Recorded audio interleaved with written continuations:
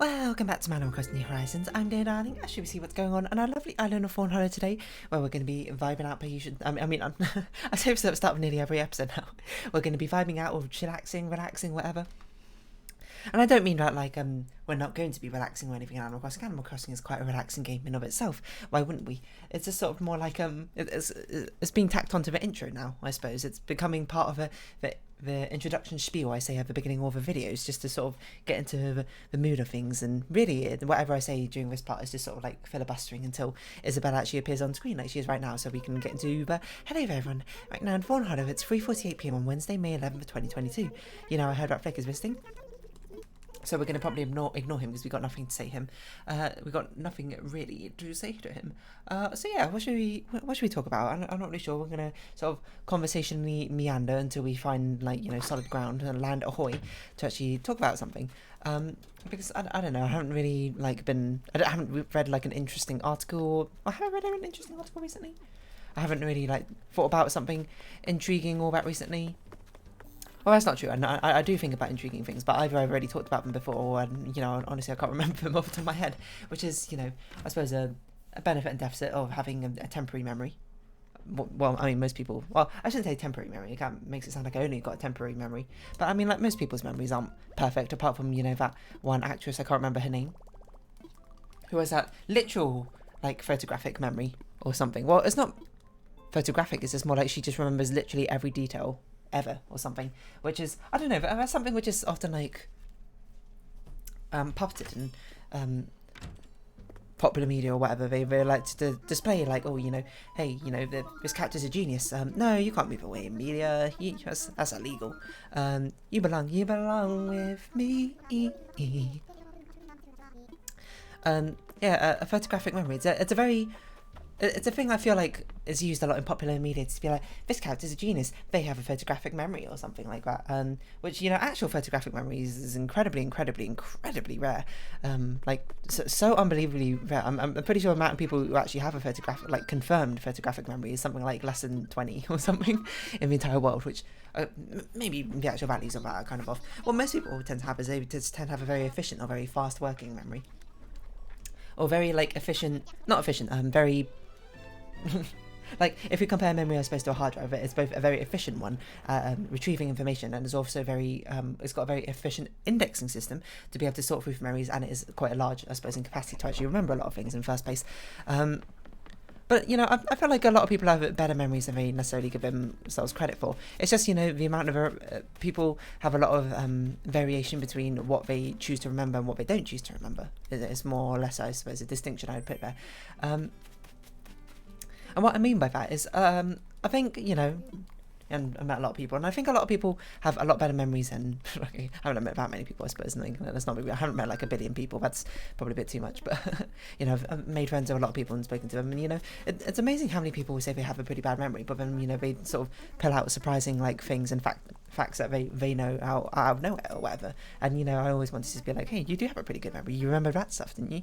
And of course, I suppose it's easy for me to talk about, not easy for me necessarily to talk about, but more like it's, I suppose I have a different perspective, or an easier, a privileged perspective, if I right that. A lot of people say, I have a very good memory, and to a certain extent it's true, and I don't think it's so much that my memory's that much better than other people. I will say probably it is, maybe it remembers things a bit faster, or maybe it remembers things a bit more. It's more like my brain chooses to remember a lot more things, which tend to be things which are tested, I suppose, on that memory aspect far more than other people might necessarily remember. It's things like birthdays. I know all my friends' birthdays. It's just a thing where if you tell me your birthday, I don't necessarily remember exactly the date. I don't have a photographic memory. I don't have it's called eidetic memory or something, EIDTIC.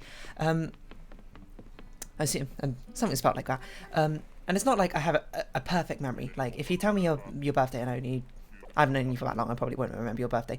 But a lot of my friends, if you tell me their birthday, I'll be able to remember. I remember it somewhere in this vicinity. I just don't remember the exact date. And then once I hear it again, or 2 or 3 times, normally is when I start to actually it commits itself to memory. And of course, friends which I've had for a long time, I always remember their birthdays. And some of my friends like to come the comparison between me and my friends is some of my friends, they don't remember my birthday. Like one of my friends, like I've been friends with him for a very long time, since I was like 12 or something, and like it's it feels like in recent years that he's really remembered exactly when my birthday is. By the way, I'm not bothered by that out of the slightest. Like, I didn't mean want to talk in here.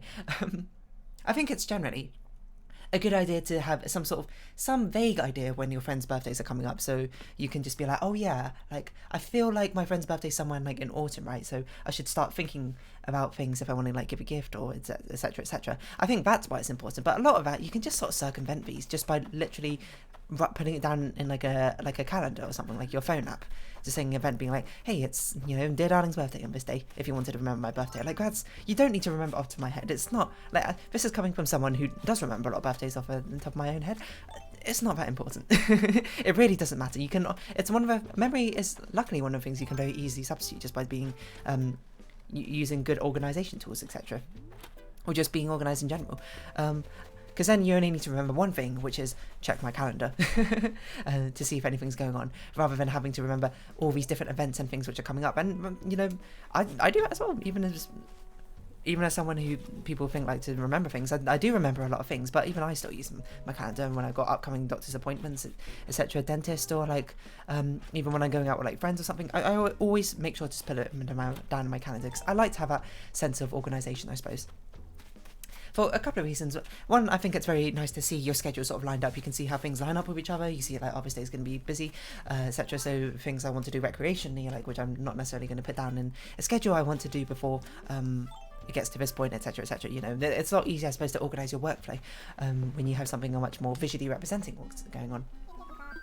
But also, you know, humans are fallible. Unless you, as I say, are one of those people who have the literal perfect memories, you're going to forget things. And I have forgotten things before, you know. Whoa. Surprising. No, of course. Like, I've forgotten, I think one of the biggest ones I've forgotten was, actually, what, that's not good, sorry, because I didn't actually forget about it. It was I slept through it because I was too tired. But there have been times I've forgotten things. Like, I've forgotten I said I was going to do something, and I was like, oh, damn. I knew I said I was going to do that, and then I just, you know, it slipped my mind. So obviously, to minimise that, I try and put as many things down in my sort of a phone calendar app where possible. Like, I don't know, I'm having a look at it right now. Whoa, I got a lot of YouTube notifications. That's because today I actually spent the time to reply to YouTube comments. I normally try and check it like every 5 days or so. Like, I let comments build up, and then I sort of heart them and reply to them. And if you're wondering why sometimes your comments are hearted, not replied, it's just because I can't think of anything to say to it. It's just like a cool fact you told me, and I'm like, oh, you know, that's pretty cool. And I didn't really have anything to add to that, but yes, I have replied to all the comments, I think, which have been posted recently, and it was actually like up to 9 days ago or something, because apparently I hadn't done it for a long time. Yeah, I normally do it every 4 to 5 days if I can remember, but sometimes I forget. I forgot what I was going with this. I suppose it's ironic enough. Yeah, and like human, like I don't always have a coherent memory of exactly what I'm saying all the time, but you know, I think a lot of people remember things a lot more than you might give yourself credit for, you know. And it's sort of like your brain subconsciously chooses things to remember and things not to remember, and for some reason some people's brains just choose to remember a lot more, like, I suppose, everyday things. Like for me personally, like a reason people say I have a good memory is I have a lot of memories from like interactions with people, and like at school time, not even school time, like I remember all my first meetings with all my friends, or at least very early meetings, and a lot of my friends don't necessarily do all things like that. And you know, obviously, you know, we're friends, so we like to sort of joke each other about it. So they'll be like, oh dear darlings, she's just making up memories, like this didn't actually happen, she's trying to supplant it in my head, and I'm just like, oh, no one even remembers me anymore, how could this be happening, I've been lost to history, whatever. It's all in good fun. Well, at least I hope it's all in good fun, and I never got the impression that it wasn't in good fun. But these things, they're not like the most important thing in the world to remember, and most people, and I don't totally, like, but there's no good reason to remember them. It's just like my brain just naturally does. And then for other people, their brain doesn't naturally choose to remember them, because their brain looks at that memory, goes like, there's not really much point in remembering this, and tosses it out the window. My brain goes, I don't know, let's keep this, I guess, and, you know, puts it in the photo album. everyone's brains works in different ways, and a lot of people, they have good memories on things that they don't even realize should be, I suppose, counted as good memories, like things like good encyclopedic knowledges of your hobbies or stuff like that. Like obviously League of Legends is a game that is played quite frequently in our circle. A lot of my friends who are good at League of Legends just like know all of the like interactions and things like that, and like even if they don't necessarily know the exact numbers and facts, I suppose, about it, they intuitively know interactions, matchups between different champions and that sort of thing, synergies, etc., strategies. That's a lot of things to memorize, and even if it's not something which is so easily vocalized, it's not, you can't give it like a little Polaroid and being like, this is the exact moment, like you can with like me and my memorization of like memories and things like that. That's still like representative, I think, of a good memory. It's just, you know, what I suppose people like to paint as having a good or bad memory necessarily is like the natural, I suppose, response to memorizing things in general, which is fair enough. Like, I'm not going to say there doesn't exist people like there aren't distinctions and levels of memory. It's just like I think people don't give themselves enough credit. Memory is quite a fickle thing in the first place, and as long as you're important to things which are actually important to remember, there's no bother. And even if you don't remember them, as long as you can like make up for them in different ways, i.e. using like an organisation calendar or setting yourself reminders or notes, etc., that's totally fine as well, you know, whatever basically floats your boat in the end. And yeah, anyway, so the photographic memory thing, I feel like it's a thing which comes up off, maybe not that often because I can't actually think of one off the top of my head, but it's basically, I feel like it happens especially a lot in like cartoon media as well. It's like, this character needs to basically be a secret genius. They need to have a photographic memory because that's apparently the only way, but it's not like the only way, and as they say that satirically, it's more like, I suppose it's one of the clearest ways to be like, this is a really impressive feat. They just remember everything which happens. But really, photographic memory is pretty insanely crazy to have, and also probably, I'm not going to speak for people who actually have a literal perfect memory because I don't really know what that's like. But I'd imagine it kind of comes with its own benefits and flaws, along with a lot of other things. You know, benefits, you remember everything. You know, never forget any. You don't need to write anything down, phone numbers, etc., birth dates, or whatever. You'll just remember them. You'll remember exactly what happened. Bad things, you'll kind of remember everything that happened. I'd imagine it's a lot of emotionally turmoil things, like things you've done wrong, things people have done wrong to you. You'll always remember them exactly how they were, and I'm sure people. It's frustrating also to deal with people who remember things differently from you. You know, they'd be like, oh, that didn't happen, or it didn't happen like this, and you'd be like, no, this is how it happened. And you'd be like, I know, because I have a perfect memory, and you know, that's, I suppose, frustrating in its own right, because a lot of the times it doesn't really matter. A lot of the times you'd be like, oh, who cares if it remembers slightly differently, as long as it doesn't really affect anything in the long scheme. Like, who cares if I ordered a cherry iced lolly or if I ordered a raspberry iced lolly on that summer holiday right there? It doesn't really matter, does it? Unless, you know, the fate of the world hinges on it, in which case I suppose that's sort of a different thing to weigh up, but hopefully people won't be so hung up on the actual flavour of ice cream to actually really bother in that sense. But yeah, it's got its benefits and deficits, but I don't think I've ever met anyone with a perfect memory.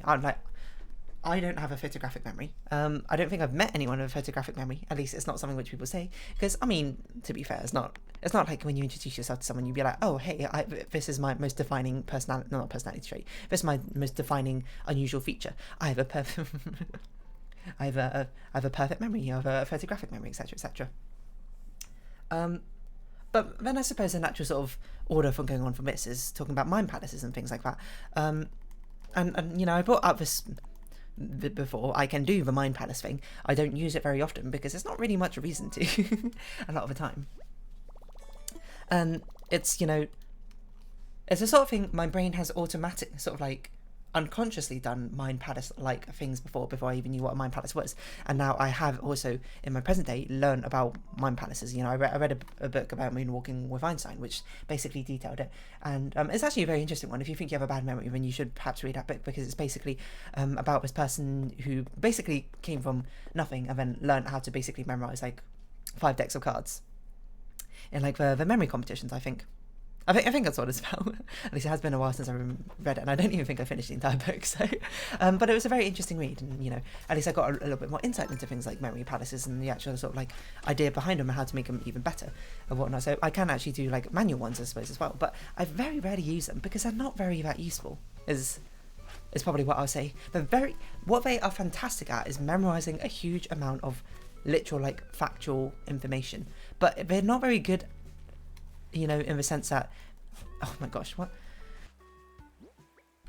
It's basically a way to have a database in your head. But you know what? It's a better place to have a database on a computer and not in your head, or like a book or a reference book or something. Like, there's not many times where you're like, I'd rather have it in my head.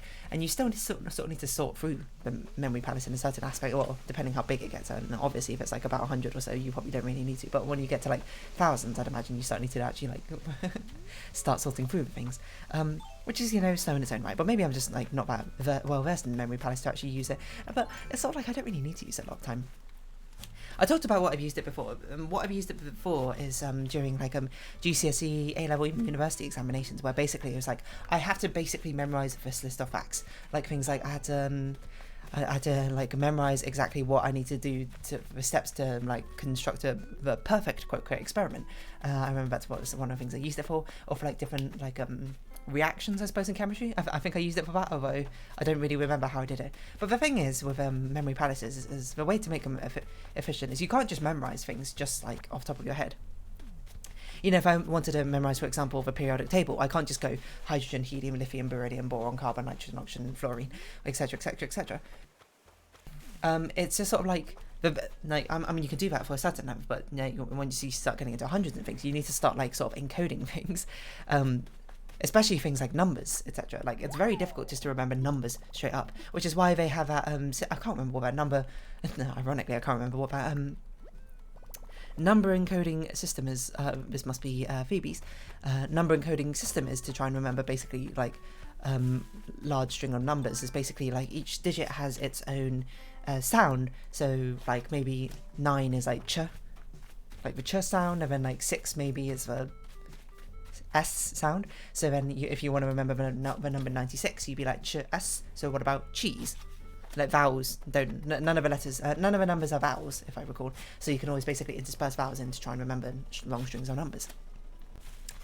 So you always have to do that sort of encoding thing, I suppose, to actually remember things a lot of time. Unless you have like an incredibly good memory, in which case fair enough, I suppose you don't have to. But for me personally, I had a lot of time you had to encode things together, which is just sort of like another layer of abstraction. And really, it's not much payoff, I suppose. You don't have... There's not many times in life where you'll have to remember off the top of your head certain things without any context.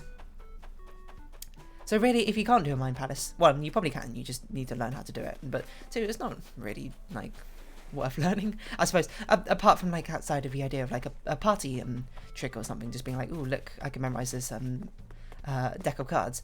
But the problem is it also takes time, because you have to like actually build things into your memory palace. Like, unless you're particularly well versed in it, it's a bit difficult to do it on the fly. Because you know what would be most impressive if you're doing it as a party trick is basically getting like a deck of cards, basically being able to sort of like flick through them like pretty rapidly and basically build a mind palace up that way and then like recite it back again. But of course you can't really do that easily. Well, at least I can. Well, at least I never tried. I'm not sure, maybe I can. Excuse me, I'm sneezing.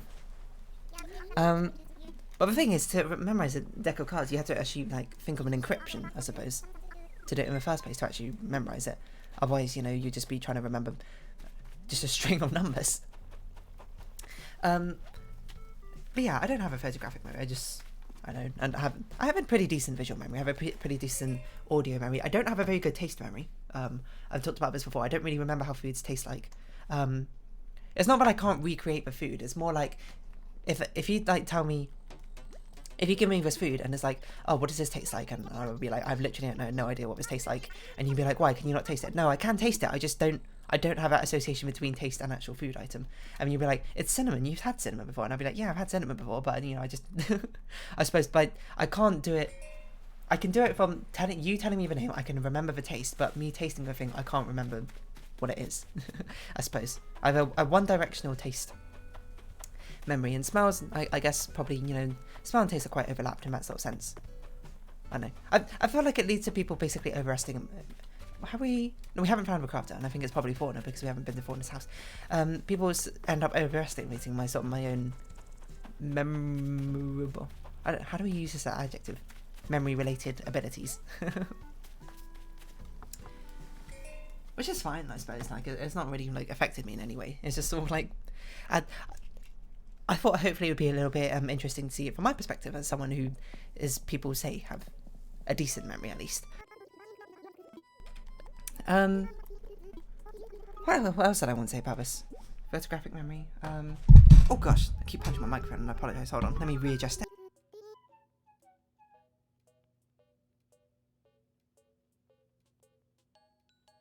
I also had a sneaky sip of water. Like, I mean, I tell this story all the time. I don't know why I keep doing it, but it's the only like story I have related to memory. Basically, we had a biology class. In my biology class, we were basically learning about different like human things, and one of them being like memory, and it was basically a test of everyone's memory. How well could you remember things, etc., etc. And what my teacher did is she basically told us a story, and there were basically like 50 nouns, adjectives, verbs, or things in it. You know, things which weren't just like prepositions or like the or a. In it, and she was basically just remember as many of them as you can, and once I finished telling the story, write down as many of them as you can, and then that was the entire premise. And the teacher was doing it as basically to talk about the reason that's quite difficult, because I mean you're meant to do it and you're meant to be like, okay, I can remember basically I can remember like 7 different words that she says, and then like when you try and write down any more, I literally just can't remember any other words. They've just gone from my brain. And the point is, you know, what the teacher's trying to demonstrate, obviously, from a very hands-on sort of perspective, is like, this is just the reason the human brain is not very good at remembering long strings of things. A lot of times you can remember maybe somewhere between 7 and 12. If you're just trying to remember things as a string, you can only remember like 7 or 12 different things. Otherwise, from there on, it gets quite difficult to recollect any other things, in which case you probably just, you know, start arbitrarily putting things down, or you're not really recollecting them more as you're just trying to randomly think of things and just being like, yeah, that sounds right, that sounds like that belonged in the story, which fair enough. But then, of course, you know, I did it, you know, as the story goes, I did it, and then I subverted the expectations where I remembered like 37, I believe it was, of the different words, and a lot of the other words I got like kind of close, but like kind of like slightly off. Like, I got like 46 of the words basically kind of right.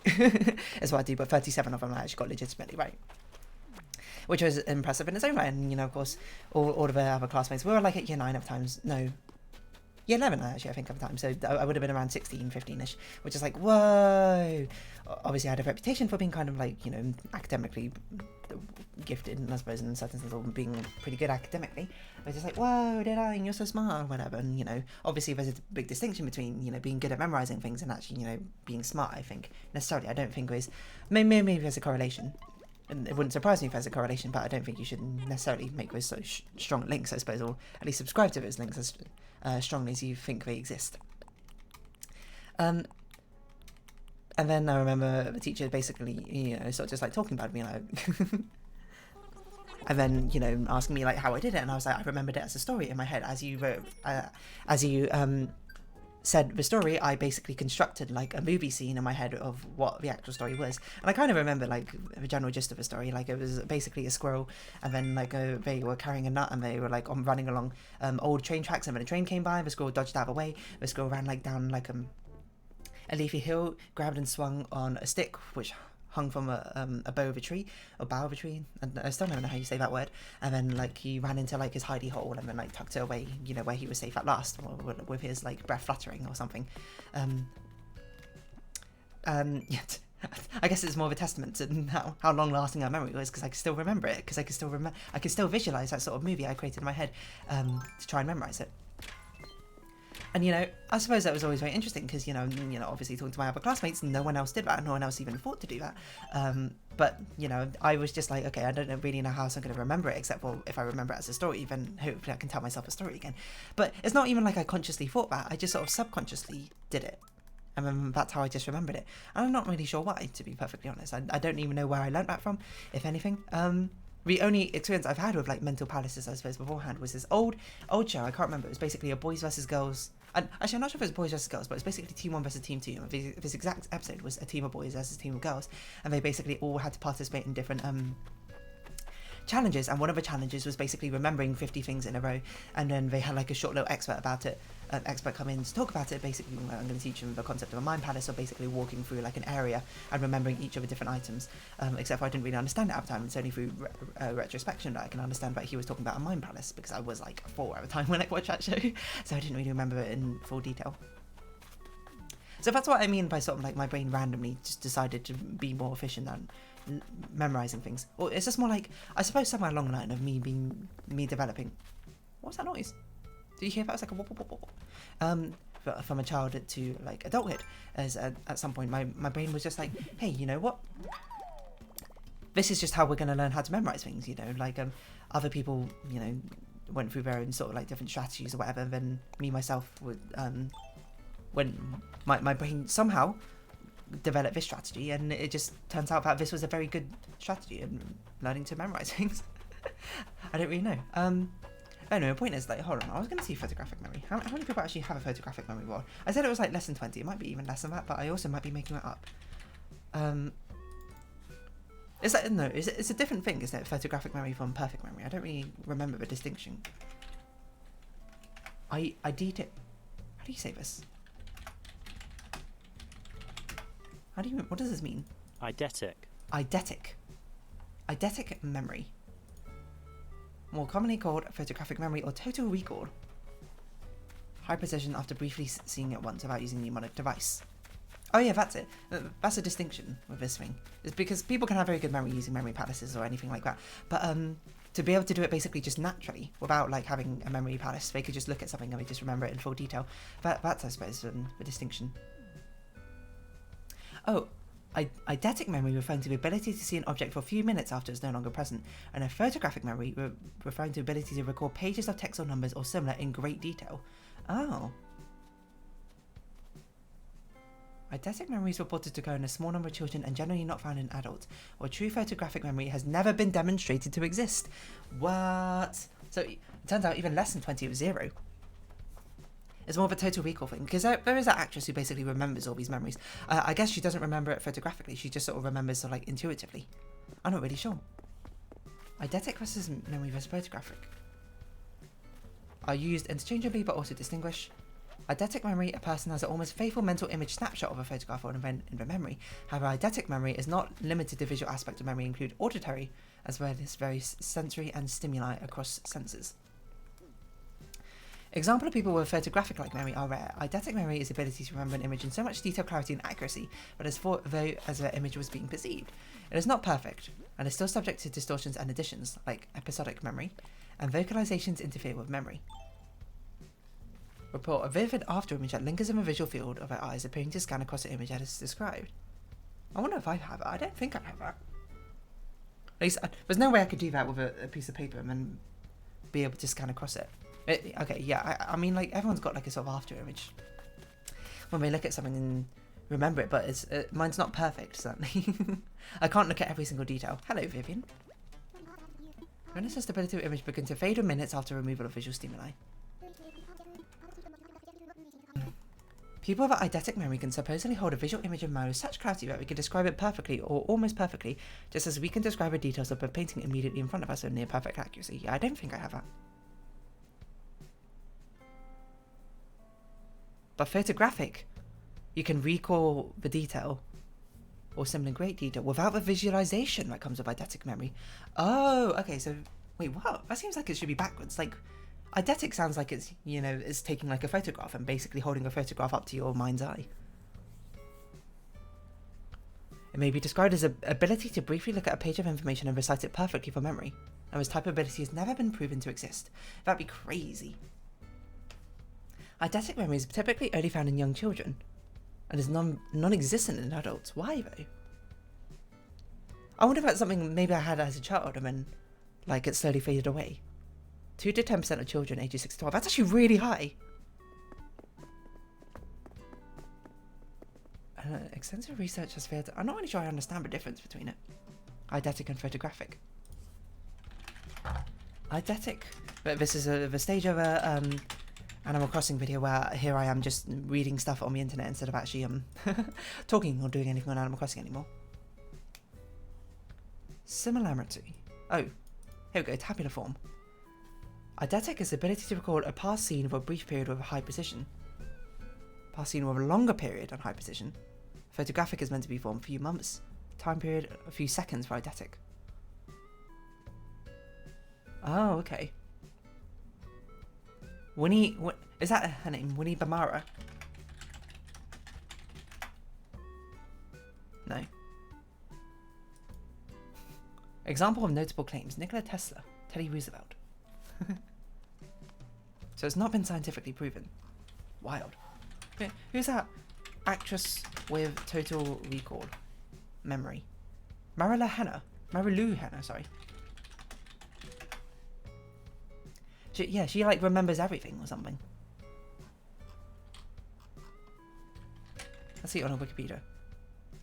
Who has highly superior autobiographical memory. Huh.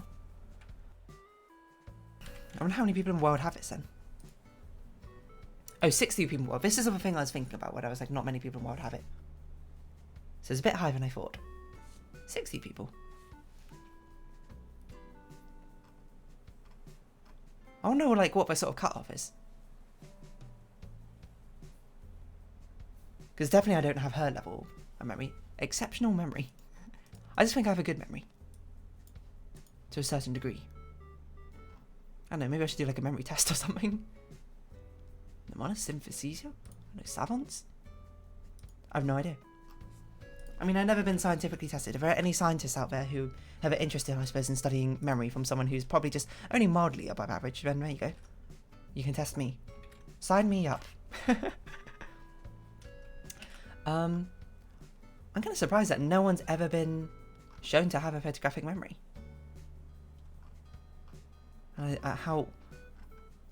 How eidetic memory only really appears in children. That's weird. Or how it normally appears in children. Who'd have thunk it? Anyway, I'm going to round off this episode here. So if you have been watching, thank you very much. It's been Animal Crossing New Horizons. I've been Dear Darling. Any likes, comments, subscription, shares are greatly appreciated. Join me, Dear Darling, Discord down below, or follow me on Twitter. I hope we can see each other again, but for now, it's our farewell. So until next time, bye-bye for now.